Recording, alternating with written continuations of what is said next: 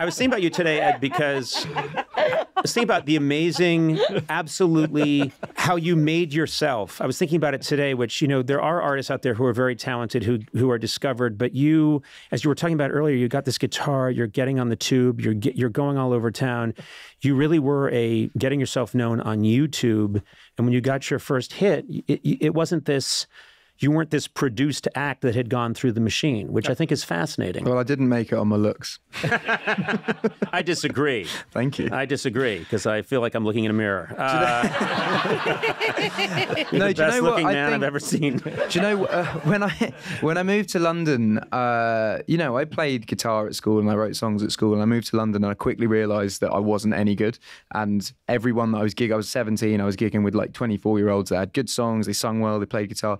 But I realised that I could outwork them. I was like, I'm not better than you, but I can do more shows. I can go, and I would book like 3 shows on a Thursday night and get on the tube and go and play 3 songs. And I was just like, if I play every night of the week, maybe 2 times a night, maybe 3 times a night, and I'm just doing that every day, eventually I'll get really good. And that is what happened after a while. It just, the practice does make perfect. Where do you think that work ethic came from? I mean, because I do think that sometimes you don't even know where it comes from. You just have this sense that, like, my dad was really tough on us when we were kids to work really hard, and I was always confused because I was like, but I don't like maths, I don't like science, and like, why would I work at something that I don't want to do? And as soon as I found music, I was like, oh, I'm going to do this every day. And it was the detriment of like my academicness. Like, I wouldn't say I'm a hugely smart person in academics, but as soon as I found music, I was like, this is what I'm going to do. And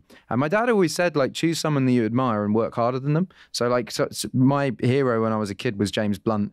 And when I signed to Atlantic Records, he was on Atlantic Records. And I said, in his peak year, get me his diary and we'll do double everything that he did. And that's exactly what we did. We just chose all the things and then doubled it. That's absolutely, I mean, and that, first of all, I was talking to you backstage. Got past your security, and how did he get in here? But one of the things that really blew me away as you were talking to me about how still today you spend most of your time in studio. I mean, you're with your family, obviously, but then you're in the studio a lot. Yeah, I mean, day in, day out. I don't have hobbies. So my hobby is music. I do 2 gigs a weekend, and I do 5 days in studio every week. I do 10 a.m. to 5 p.m. every day. And then that means I can do morning routine with the kids, take them to nursery, go to studio, get them back from nursery, put them to bed. It's a nice routine to be in. Do you find that there's... sometimes people talk about this great inspiration. They sit down, and Elton John will say that sometimes these songs came to him and he sat down and he said the good ones came very quickly. Totally. Sometimes. You have to write a lot of shit ones to get the good ones, though. Yes. I find that, like, my thing I always say, so I'm in every day in the studio, and if I get 1 song a month that's good, I'm so happy. Because that's an album in a year. That's 12 songs in a year. So we would make, like today I've been in, we made 3 songs, and like maybe one of them's good, but by the end of the week we'll have like maybe 1 that's good. But if I get 1 this month, I'm happy. There's an old saying that there's an old concept that when someone writes their great novel and it's their amazing novel, it means they have 9 ones in the drawer. Yeah, totally. And so usually their second novel isn't great because it was one of the ones in the drawer that they just handed to the publisher when they were then a big deal. That's what someone at my record label said to me when I put out my first record, and I was like, I think I could put out my second quite quickly. And he's like, don't use the offshoots of album 1. Go back in and make an album. And it was great advice. So I treat every album as if it's like my debut. Mm-hmm. You're going in to make the thing that you're going to give to the world first, and then you work it as if it's your debut as well. This album's a little bit different though, because this was not that. It's very much something that I was saying it to you in the dressing room. It sort of happened by accident. It was very much just... because you came out with an album quite recently. Yeah. And then you follow it up with this album, and I was listening to it today, and I really love it. And you said, yeah, it was sort of forming while the other album was forming, which kind of blew my mind. Yeah, so I had this idea. Well, I say I had this idea. My dad's full of great ideas. Sometimes not so great. But his idea, he said to me, like, there's this composer called Elgar, and Elgar did this thing called Enigma Variations, which is 14 compositions about 14 of his friends, and he never told anyone who it was about, and it was an enigma. And he said, there's never been a modern version of it. Wouldn't it be cool if you did a Variations record? So I was like, oh, that's fascinating, actually. And I was talking to Aaron, who I made the record with, and I was like, we should do this record, base it around the season, and it'll be variations of the season with my friends. And then whilst we were making the record, I had my best friend die. My wife got diagnosed with a tumor, and then I went into a court case, and I wrote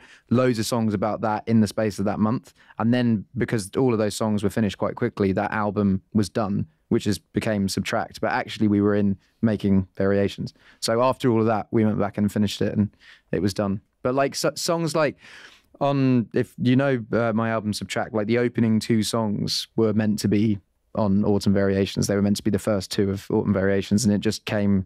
The 2 sonics are very different. One's quite a sad album, and one's quite a sort of hopeful, joyous fall album. And you think of Autumn Variations as being more hopeful? I think so. There's a lot. There's a lot more. Like Subtract is pretty much all just doom and gloom and depression and being sad. Well, you were going through a lot of very intense stuff. There wasn't much happy moments. But yeah, Autumn. I mean, it's about my friends. So it's my friends like falling in love in September, or like breaking up in September, or being depressed in September, or no one turning up to their birthday party because they're having a sober September. Like it's different. It's about. It's all about September. Well, no, because the thing is, like, I find it weird talking to Americans about. I mean, you call it fall, but like England, September's great everywhere, but England is shit in November. Like autumn in England is not fun. Whereas you guys, it's all fall and it's apple juice and everyone's having a great time. And it's very dark. Not here in Los Angeles. Los Angeles, it's just a different kind of fire. You've got 0 seasons.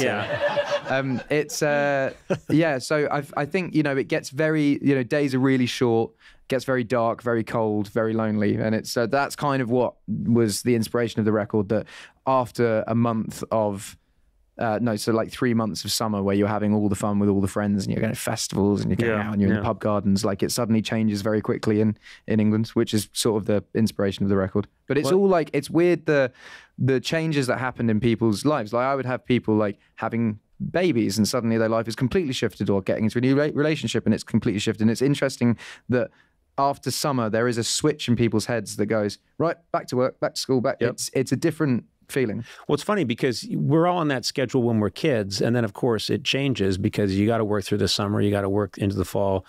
But I still feel that way. I still feel like, well, time to get back at it, even though nothing really changed. It's the same in the 2 times that it happens in the year, September and January. Those are the 2 where you're like, right, okay. So I was listening to Autumn Variations today, and there was a song you wrote about England, and you talk about how how much you love England, but we get a bad reputation because of the weather. And what's so interesting to me is that, and you talk about how you actually like that weather. I think because of my genetic Boston, but also 100% Irish and everything, I love it when it's rainy and foggy, and everyone else is bitching. It's a weird one. I love it. I'm just so happy. I would choose, genuinely, I would choose the English coastline any time of the year over any other coastline in the world, even if it's like pissing it down with rain. And it's like, I love swimming in the English Sea as well. It's just cold. It's like aggressive. That's just stupid. No, come on. No, really, the English Sea. I mean, it's got to be. Well, actually, no. You're in the Gulf Stream, so it's not freezing. No, it's cold. It's cold. Yeah. I try to give you an out there. I have a music. So my whole last record I made, but that song in England I wrote by the sea, and I made Subtract by the sea. So I was like, I'm going to shoot all the videos. And the director had this idea of like, you should be in the sea, and the waves should just be like battering you down. And I was like, cool. And she was like, we could shoot it in Los Angeles, And I was like, no, I'll do it in England. And we shot it in December, and oh god, I definitely I lost a couple of inches for a couple of days. You know what I mean? I know exactly what you're talking about, Ed. At least yours came back. They're still looking for mine.